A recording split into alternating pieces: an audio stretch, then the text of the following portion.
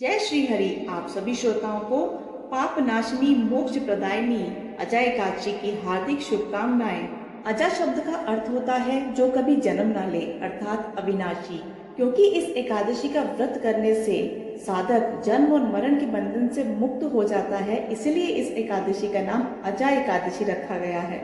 ऐसी मान्यता है कि अजय एकादशी का व्रत रखने से 1000 गोदान के बराबर पुण्य की प्राप्ति होती है। भगवान विष्णु की कृपा से जीवन में सुख, समृद्धि, शांति भरपूर होती है।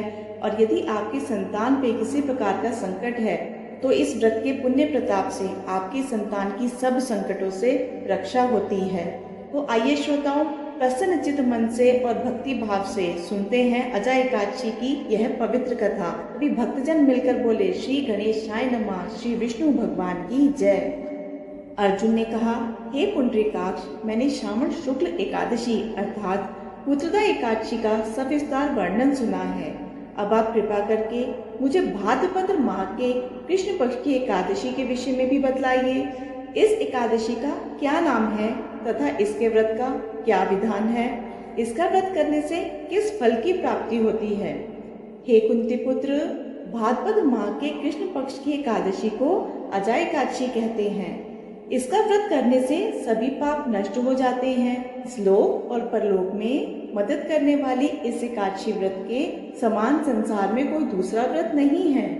अब ध्यान पूर्वक इस एकादशी का महात्म्य श्रवण करो। पौराणिक काल में भगवान श्री राम के वंश में अयोध्या नगरी में एक चक्रवर्ती राजा हरिश्चंद्र नाम के राजा हुए थे। राजा अपनी सत्य, निष्ठा और ईमानदारी के लिए पूरे संसार में प्रसिद्ध थे। एक बार देवताओं ने इनकी परीक्षा लेने की योजना बनाई। राजा ने स्वप्न में देखा कि श्री विश्वामित्र को उन्होंने अपना सारा राजपाट दान कर दिया है। सुबह विश्वामित्र वास्तव में उनके द्वार पर आके कहने लगे कि तुमने स्वप्न में मुझे अपना राज्य दान कर दिया है। राजा हरिश्चंद्र ने सत्यनिष्ठ व्रत का पालन करते हुए संपूर्ण राज्य विश्वामित्र को सौंप दिया। दान के लिए दक्षिणा चुकाने हेतु राजा हरिश्चंद्र को पूर्व जन्म के फल के कारण पत्नी, बेटा और खुद को बेचना पड़ा। राजा हरिश्चंद्र को एक डोम ने खरीद लिया जो शमशान भूमि में लोगों के दाह संस्कार का काम करवाता था। अपने वचन को पूर्ण करने के लिए राजा हरिश्चंद्र स्वयं एक चंडाल के दास बन गए। उन्होंने उस चांडाल के यहाँ कफन लेने का काम किया। इतने आपत्तिजनक कार्य को करते हुए भी उन्होंने कभी भी सत्य का साथ नहीं छोड़ा। जब इसी प्रकार यही कार्य करते करते कई वर्ष बीत गए तो उन्हें अपने इस नीच कर्म पर बहुत दुख हुआ और वह इससे मुक्त होने का उपाय खोजने लगे। वह सदैव इसी चिंता में रहते थे कि मैं क्या करूं, किस प्रकार इस नीच कर्म से मुक्ति पाऊं। एक बार की बात है, वह इसी चिंता में बैठे हुए थे कि गौतम ऋषि उनके पास पहुंचे। हरिश्चंद्र ने उन्हें प्रणाम किया और अपनी दुख भरी कथा सुनाने लगे। राजा हरिश्चंद्र की दुख भरी कहानी सुनकर महर्षि गौतम भी अत्यंत दुखी हुए और उन्होंने राजा से कहा, हे राजन, भादो माह के कृष्ण पक्ष की एकादशी का नाम अजय एकादशी है। तुम इस एकादशी का विधान पूर्वक व्रत करो तथा रात्रि को जागरण करो, इससे तुम्हारे सभी पाप नष्ट हो जाएंगे। इतना कहकर महर्षि गौतम अलोप हो गए। अजा नाम की एकादशी आने पर राजा हरिश्चंद्र ने महर्षि के कहे अनुसार विधान पूर्वक उपवास तथा रात्रि जागरण किया। इस व्रत के प्रभाव से राजा के सभी पाप नष्ट हो गए। उस समय स्वर्ग में नगाड़े बजने लगे तथा पुष्पों की वर्षा होने लगी। उन्होंने अपने सामने ब्रह्मा, विष्णु, महेश तथा देवेंद्र आदि देवताओं को खड़ा पाया।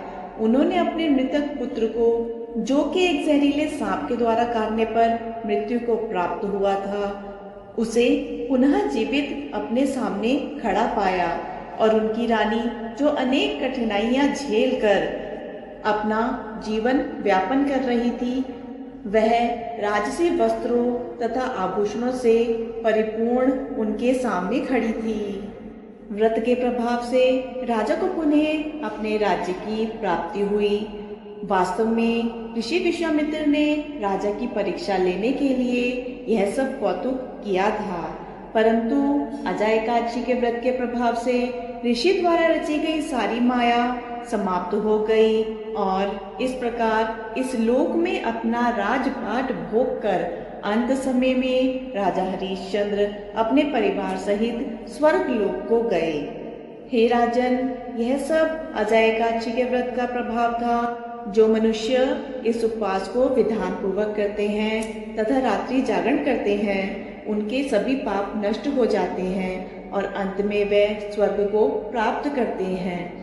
इस एकादशी व्रत की कथा के श्रवण मात्र से ही अश्वमेध यज्ञ के फल की प्राप्ति हो जाती है। सभी भक्तजन मिलकर बोले श्री हरि विष्णु की जय। जिस तरह अजय एकादशी का व्रत करने मात्र से राजा हरिश्चंद्र के सभी पापों का नाश हुआ और उनका जीवन सुख समृद्धि शांति से भर गया, उसी प्रकार हे प्रभु विष्णु, हर भक्त जो इस एकादशी का व्रत करे उसका जीवन सुख समृद्धि शांति से भरपूर करना, सब पापों का नाश करना। यह थी आज की पवित्र कथा। आशा है आपको ये कथा पसंद आई होगी। कथा पसंद आए तो कथा को लाइक शेयर करके चैनल को सब्सक्राइब जरूर कीजिएगा और कमेंट बॉक्स में जय श्री हरि जरूर लिखिएगा। धन्यवाद।